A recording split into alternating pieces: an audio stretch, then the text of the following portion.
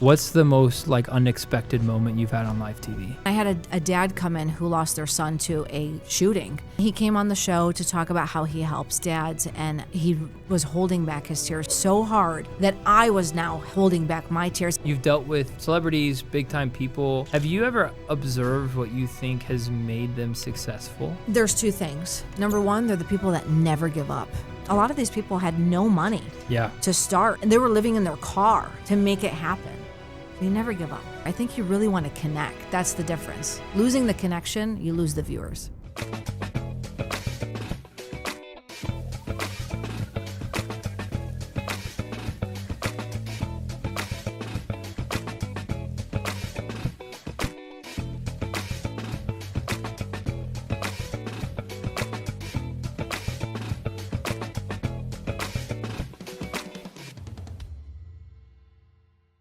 So, Ronia, you are the voice of what, Fox? When does your show air? So Fox 2 Detroit Live, 2 and 3 p.m. That's right. I got the afternoon shift, Do you enjoy incredible. That? Absolutely. Yeah. For the longest time, I've been in news for 20 years. I think I spent 10 years on overnights, hence all the wrinkles.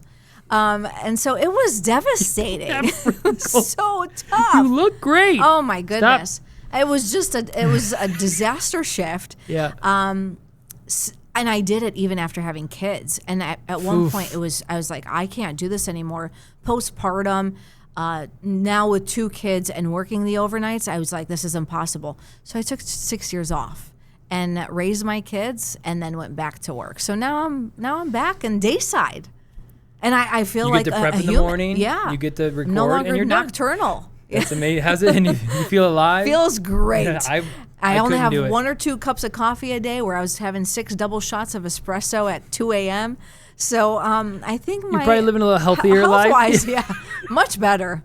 That's good. Yeah. I'm happy for you. Thank you. So walk me through your average day as a news anchor, host, whatever your title that I need to do, and it's a live show, right? So that's another level. Always expect the unexpected. Ooh, is that what you teach? That's the only way to prep yourself. And if things go south, I have to ask, which they do. What's the most like unexpected moment you've had on live TV? Oh, bad or good? Yes. Okay, so here's the thing. Sometimes you just don't know what to expect on air when you're interviewing somebody. And yes, there are the moments where you might hear the F-bomb. Right. And someone's ready to hit the button. To cancel, like go to commercial or whatever? No, just mute the mic, right? Oh, dang. Which is fine.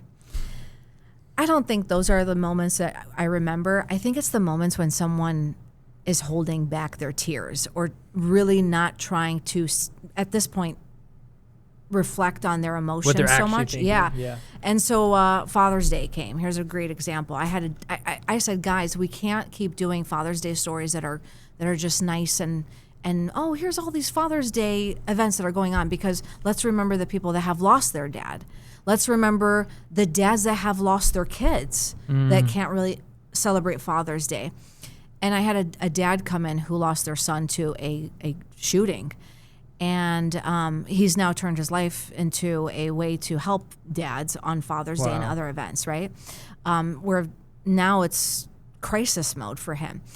And he came on the show to talk about how he helps dads. And he was holding back his tears so hard that I was now holding back my tears. And I'm like, you always got to try to stay composed. You got to stay composed as a host, and once I get in that mode, I can't turn back. Yeah. And now I knew I had other guests too that were like positive and fun after, and I'm like, there's no way I could do this. So it was really hard to listen to this dad tell me his story without him exploding in tears, right? And as soon as we went to break, I looked at him and I said, I am so sorry. And I hugged him, and he just burst into tears at that point. And we had a moment, it was 2.5 minutes of break. And that was the moment we needed to just kind of connect. But that's the hardest thing, I would say, about this business is kind of being stoic and not, just holding back. Why do you think that is what's taught in news? I'll tell you why. There are certain times where stories, we might not have a response. And I never want someone to say, oh, why did she cry for this person, but she didn't react to that person? And it's not because we pick and choose. Sometimes it's just not there, right? The emotions might not be there. Also, same goes on the positive side. It might not just be the negatives. Even positively, maybe I'm not thinking that you're that comedian who's like hilarious, right? And then I get this other guy and I'm like, oh my gosh, he's hilarious. But I'm like trying to blend where I'm not giving a reaction that's so different than, another person. So people are not like judging in a sense. That makes sense. Yeah, but in reality, I don't even think about these things. I think it's just all natural. And that's what I love about my show is I don't even try. I am myself. You get me. Even today, I had a devastating rescue operation on air live. And we're watching this driver that was pinned in between his car and a building. And I kept saying on air, we need to pray for this guy. And I'm going to tell it like it is. Yeah. Because to me, I think this is me. And I think the most important thing you can do for viewers is be yourself. Yeah, well, that's, I think, where you get buy-in from viewers. Yeah.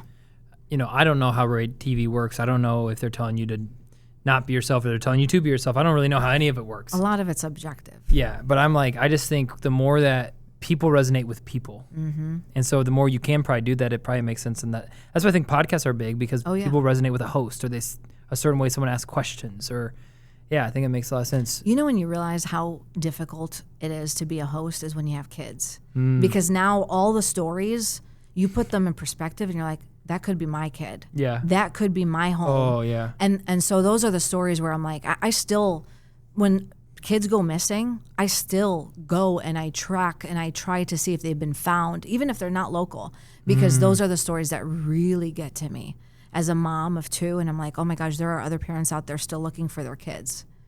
It's scary. I can't imagine. Yeah. Oh. So certain things you can't walk away from. And that's why I try to keep news positive. If I can, it's positive. So walk me through the prep. So you have producers.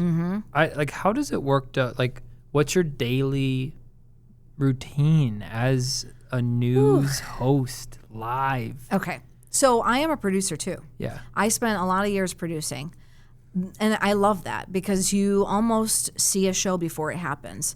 Now there's line producing and then there's producing. Line producing is where in a newscast you go from story to story to story. So every 20, 30 seconds there's a change in a story and you're writing the scripts, you're picking the headlines, you're picking the video, and you're really picking the stories too, whether or not a photographer is going to shoot something or a reporter is going to get sent out to something.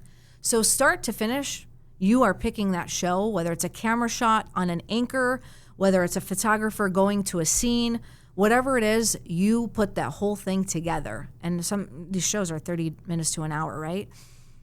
But nowadays, and I think podcast world has changed a lot of this, there's no scripts. And so my show is completely unscripted. So I don't have to prepare any scripts ahead of time. In fact, actually, what I do with my day right now is I'm a little bit of, yes, I'm anchor host, but I'm still a producer because I still put together a lot of my interviews. So I try to think of the day. So if I know, let's say Tuesday's primary day, or let's say Monday is so-and-so day, national whatever day, I try to book the guests for that day to go with that day. So, for example, right now there's a lot of issues about data centers in Michigan. Yep. I've been talking a lot about that because in Michigan right now, that's the conversation. People are worried about their homes, their retail space, power grids, if their DTE bills are going to go up. So I will host a show knowing, okay, we're going to talk about this, but we also have an hour total, and we got to look at other breaking news and other events that are happening and constantly update viewers. So with that being said, you got to think, how am I going to fill this time? I can't think of it until I go on air. Wow. So for 1 hour that I sit there, I don't know what's happening until I sit there. And that's when I go on air and I'm like, oh my gosh, all right, Chopper's over the scene. Where are we? I don't know yet. You're watching live with me as the scene unfolds, and we're figuring this out together, which is pretty interesting. Is that different than most? Oh yeah. I mean, I think this is the new era of news. I think Live Now on Fox does a great job doing this right now. They're beating everyone right now with this, and I think that's what is getting people to watch, because once you get the script, it's just so robotic. Yeah, it's almost like rehearsed. And so I don't know if you want to hear the who, what, where, when, why of a story. I think you really want to connect. Sure. I think that's the difference. Losing the connection, you lose the viewers. So it's a lot. What time do you show up to work? So technically, I have a 9 to 5. Nice. Now, that doesn't necessarily mean it's 9 to 5. Yeah. On the day that we had the U.S. or the Senate debate, I pulled a 8 a.m. to a 11 p.m. shift. I was pretty much at work for a double shift. And so with news, you just always assume that if there's breaking coverage or if there's anything big happening, and I don't always want to say breaking because it's not always, horrible news, but you kind of have to stay. And there are moments where you get that notification, whether it's a text or an email from a boss that says, all hands on deck. That means we got to go. We're not going anywhere until we cover this breaking story. So you just kind of always have to be ready. And now our phones have cameras too. We go live using our live view apps. So we don't always need a photographer. I've been out there doing selfies covering a scene. Things are changing. So you have your studio show, and you said you're out there sometimes multiple studios. Reporting, multiple studios. Do you go show generally to the same place every day, or just depends on what type of content you guys are making? No, I generally am in the same studio every day. Nice. So there's 4 studios technically in our studio. But we have Studio 1, or Studio A. That's the one where we do a lot of our nightly news. Studio B is our kitchen / white wall, where we kind of could change the background if we wanted to. Studio C is our Good Morning or Good Day, Detroit, the Good Morning shows and all that stuff. So it's a little bit more light, and you can see the yellow chairs. It's a lot different vibe. And then I'm in the Stream Set studio. So I'm the one who is on Roku, Tubi, all the live platforms, Apple TV, Fox Local. Wow. Yeah, so we have our own. And the good thing is Fox has done so much right now with those streaming platforms that we're building a new set. So right now I'm currently operating out of the older set of the Stream platform. I'm kind of mad you guys didn't call us. It's fine. Yeah, look how pretty this is. It's okay. Yeah, we don't know anything about set building. Beautiful. Fox. I tried to put in a few words, but Fox corporate. Yeah, what can't can you mess do? with them. Yeah, I will say, so shout out on a random note, Mike Calhoun. Yes. For connecting us. Yes. And Met him in Long Island. What's so funny is he's so in on live right now. Yeah, I'm sure. That if he even knew that that's really your thing, I think he'd just blow it, have an aneurysm. Oh, really? He's in on live. Live Now, what I love about it is, you remember the CNN days where if something was happening, we all knew to, kind of turn to CNN, internationally or nationally. Live Now is that. And they're always looking for what's happening now. Yep. Because look, we all have our phones and we can all see what has already been covered, right? Whether it's the morning or earlier in the day. Yep. We want to know what's happening now. What are you going to provide differently that you didn't already see on socials? Yep. That's a big problem right now. So I think that's why we do what we do. Yeah. And I think that's why I love what I do, because I like to go on air with spontaneism. Like I don't want Well, that's the same with scripted. this interview. Like I felt the same thing. Like we had no plan. Yeah. Today, right? Never met you before. Yeah. We texted once, and it was a great thread. We had a lot of laughs. Sure did. Apparently, I am the gift king. You're the gift king. I am. Yeah. Now, am I not? You are. You beat me. I wasn't even. I'm trying to reply back with a gift. You've already sent 3. Yeah. It is a problem. Do you have them on, is there like a gift speed dial? There's like my history. I have like my 10 favorite that like when on my phone, I have like my favorite, and I have a couple of just absolute Is Elsa gems. on there? She's not. No, normally I have I think actually I have a really good Anchorman one. So this actually fits really good. Have you seen Anchorman? Yeah, I have. Okay. Yeah. How much of that is real? No, I'm kidding. I mean, a lot of it. Yeah. News is news. And really, by the way, it depends on the station. Do you station. find humor in that I do, show? I do, yeah. Look, I think people, By the way, news is so different. Every market is has different. a different vibe and feel. So even though if like Fox corporate owns, they're still going to have different absolutely feels. Same with any type of probably corporate business. And it really depends on the city, right? Like if you're going to Detroit and Chicago and watching Fox in Detroit and Chicago, I can guarantee you it's not like Miami and, LA or Vegas. And, it's a whole different vibe. Yeah. So I'm sure even like, Fox Georgia is way different than Fox LA. I'm sure. Right. There's always differences. That makes sense. Yeah. That's cool. Yeah. So what do you love most about what you do? I think, a few things. I think I like to spotlight a lot of people for making a difference in the world. That's a very big thing for me because I think people need a platform. And the best way to do it is to talk to the people that didn't think that they were going to be on TV. Those are the people that you really hear from. And nothing makes me more proud than them saying, thank you for getting the word out about something, because you can tell how hard someone works to make a difference in the world. And I think that sometimes they might not have the publicist or the public relations department to market their foundation or whatever it is they're doing in the world. And so those are the people that I like to just knock and say, I think it's time that I put you on the show and we talk about what you do. And those are the moments that I think matter to me most. I am an entertainment kind of reporter / host / anchor, so I still love my entertainment headlines. I do a lot of celebrity interviews, and I mix it up. Sometimes I might have rappers, sometimes I might have actors. I try to do all of it, and I think it's fun. How do you network and make your connections? Is that something that Fox helps you with, or is it really just you pulling your connections to make things happen for your show? So how does that ecosystem work? It's very different for me because I've been in this business for so long. Now, for Fox, yes, we do have publicists. We do have press releases that come out where they offer an interview opportunity. Luckily for me, I'm a good networker. Yeah. Okay, yeah. I have a Rolodex of people on my phone, wherever.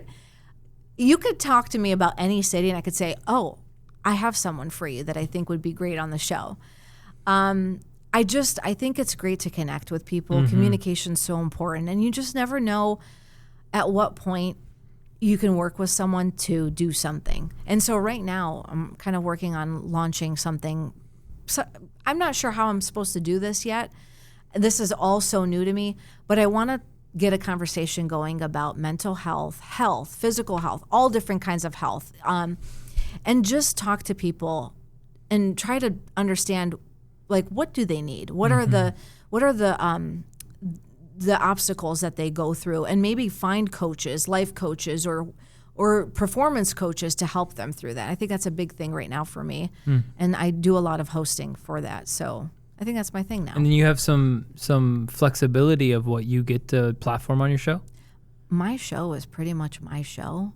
So other than news and all the headlines of the day, I do make the choices. That's awesome. You get to curate. Yeah, that's great. Which is great. And I think Fox says, we trust her. So until I break that trust, we're going to keep going. I think I'm in good hands. Knock on wood. We'll see. I think it's real wood. Yeah. Now, the one thing I will say, though, that I really love covering is the odd news of the day. The stories that people are maybe like that's a little fun. Apprehensive to talk about. Whether it's Ozempic, and the effects that it could have on other areas of the body. Yeah, Ozempic face. There's a lot of interesting headlines. Oh, yeah. We can get into it. I mean, I want to know. Sometimes I want to know. Sometimes when you're shrinking in a bunch of different areas, you might be, other things might be looking a little bit more pronounced. Interesting. So wait, is this a perk or is this a downside? Well, it depends who you ask. I guess. See, this is why I call it the odd news of the day that nobody wants to cover. Yeah, this is great. But these are the things. Am I blushing? I feel like I'm blushing. This is amazing. But there's so many different headlines. So I don't know. Am I supposed to do Ozempic or not now? That's a question you might have to ask yourself. I don't know if I can answer that for you. That's awesome. I mean, I had no idea. Yeah. Oh, right. Yeah. See, I need to tune into your show. Listen, I'm going to learn so much. There's so many conversations that people avoid because of the awkwardness. Yeah. I try to kind of like you're trying to avoid it right now. Yeah, and by the way, this is what I call Ronia's rundown. Ooh. So Ronia's rundown is the odd stories of the day. That's amazing. So if you want everyone ideas, I'll send you some. Oh yeah, some stuff. I mean, listen, I was covering everything from even yesterday I had cockroaches at a Popeyes, literally swarming the batter. I mean, we do a lot of fun things, and Ronia's rundown has been an element of mine that I had to launch, and I'm so proud of it because I really want to bring the laughter. So that's great. Yeah. So do you? And I don't want to get in trouble. No, I'm just kidding. Do you ever feel like you have to fight with corporate to keep it positive? Because I've always assumed. Good question. And I could be wrong, but from what I see in the news, it is generally not positive things. Yes. Holistically, not just just across the board, CNN, MSNBC, Fox, all of them.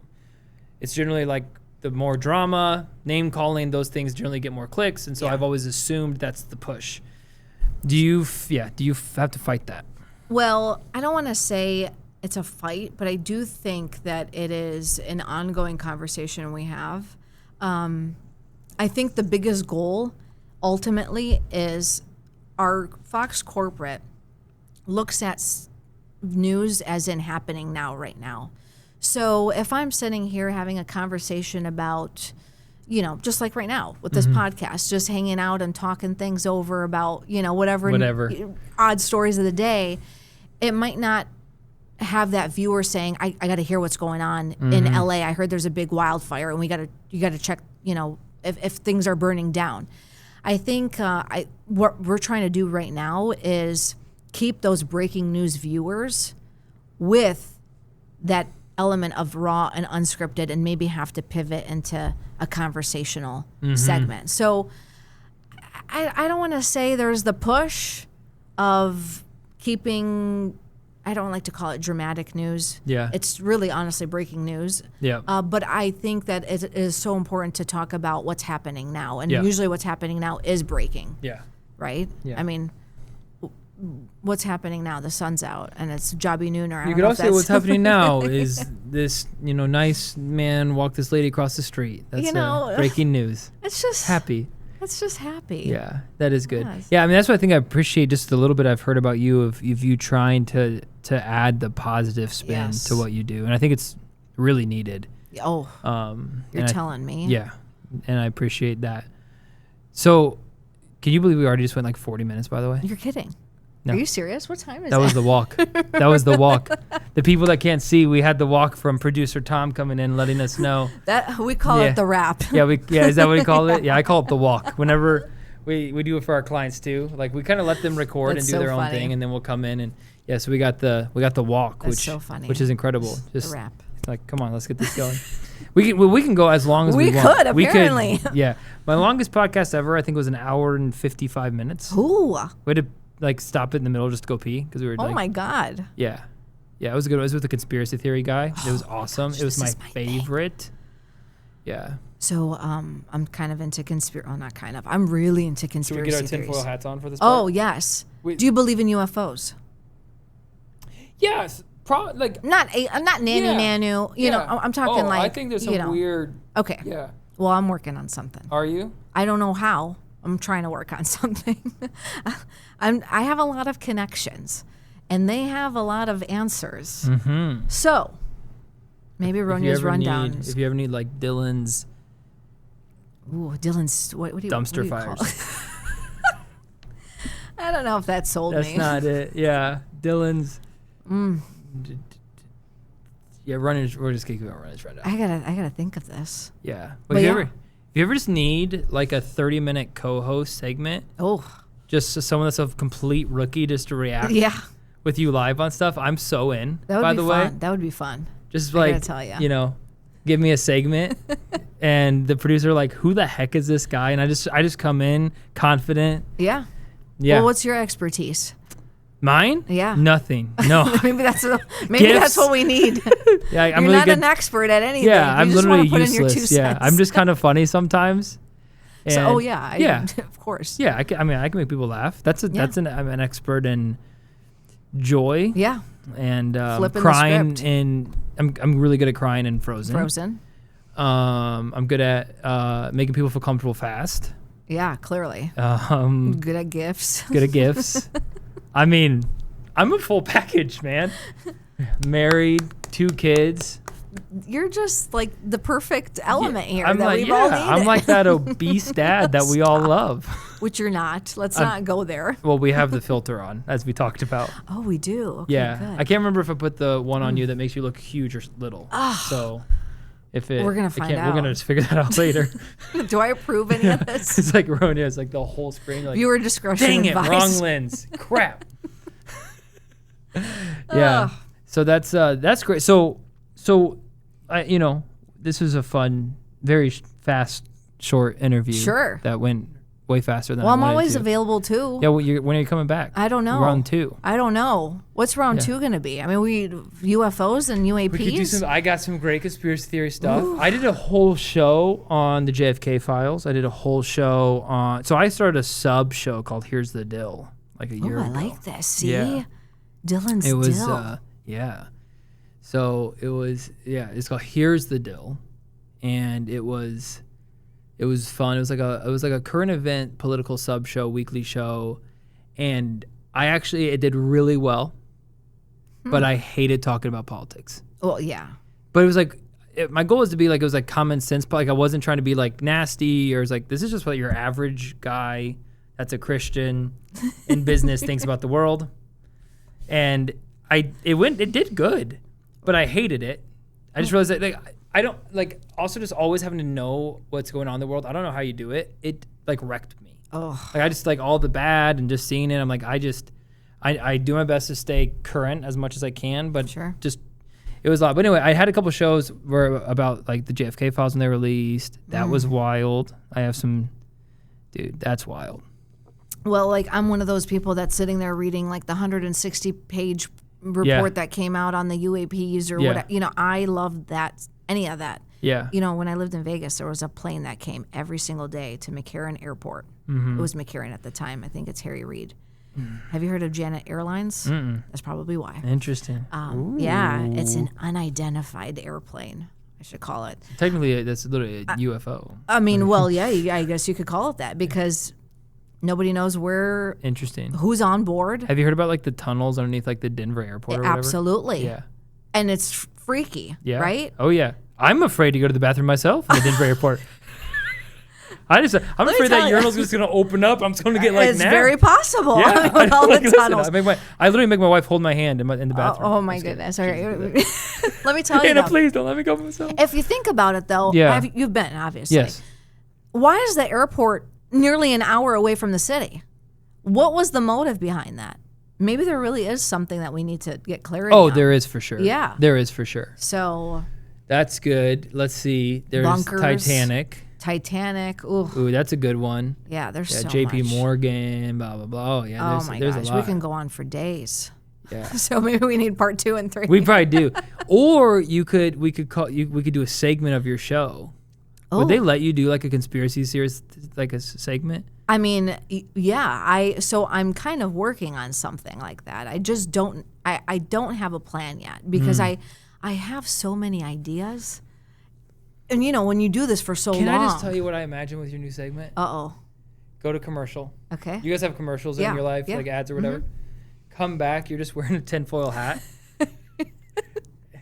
And it's like We're like tuning in. Yeah, you're like, it looks like you're being like abducted by a UFO or something, and it's like the segment, and you always have your tinfoil hat on. It's like your tinfoil segment with Ronia. I mean, I don't know where to buy one from. I mean, we made one. You did.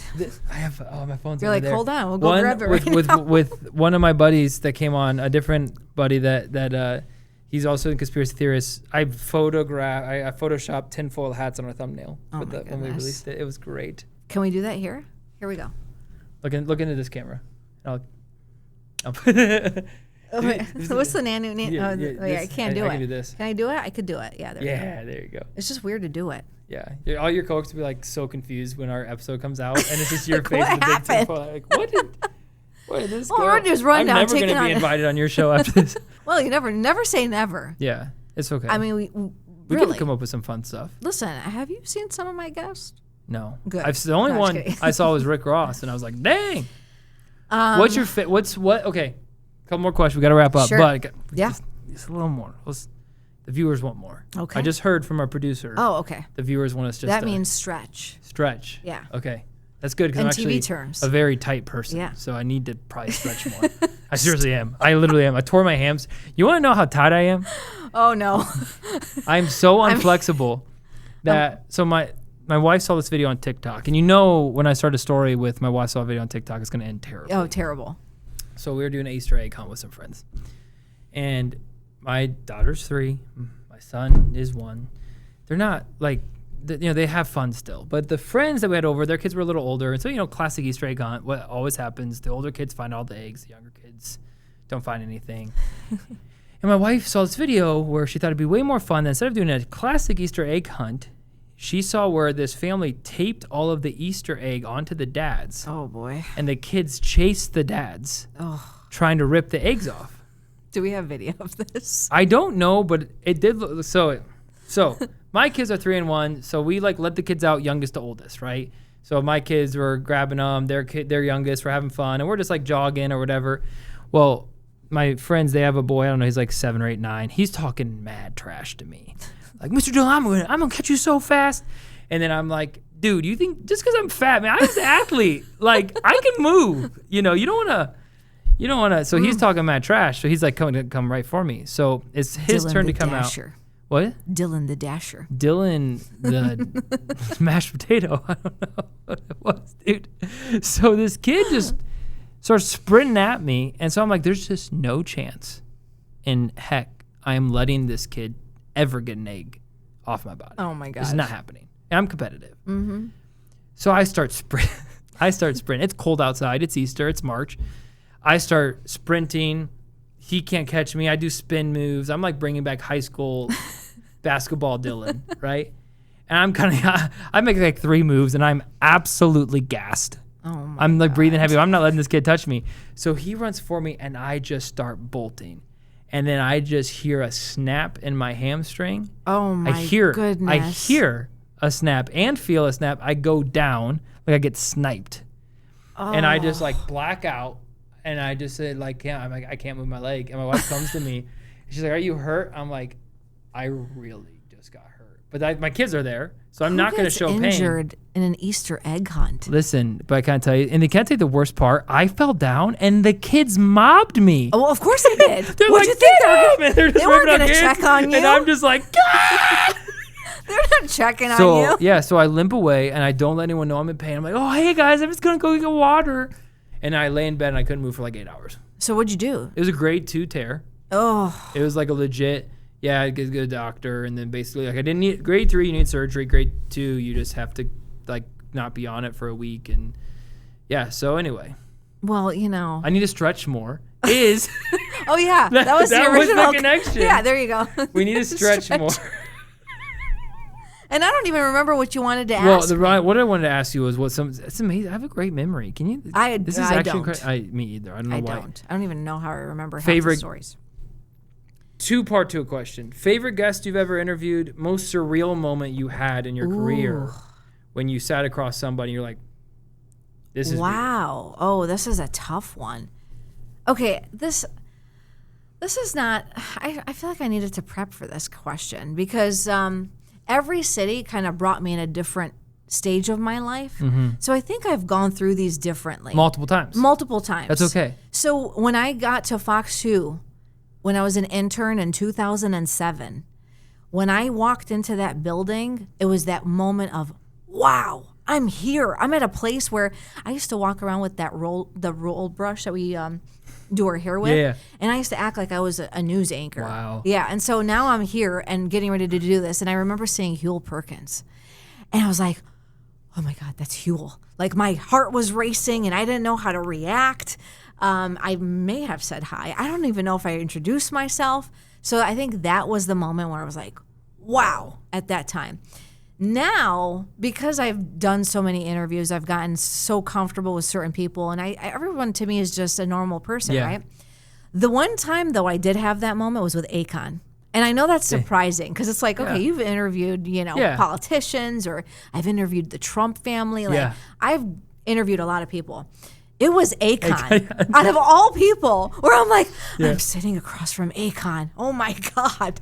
Because I remember the early 2000s when I'm like listening. Because you're listening to that music. You're never, and while you're listening, you're never thinking, never. One day I'm going to interview this guy. I never thought in a million years Akon would be coming on my show. Yeah. I thought I'd be going to see him, right? Yeah.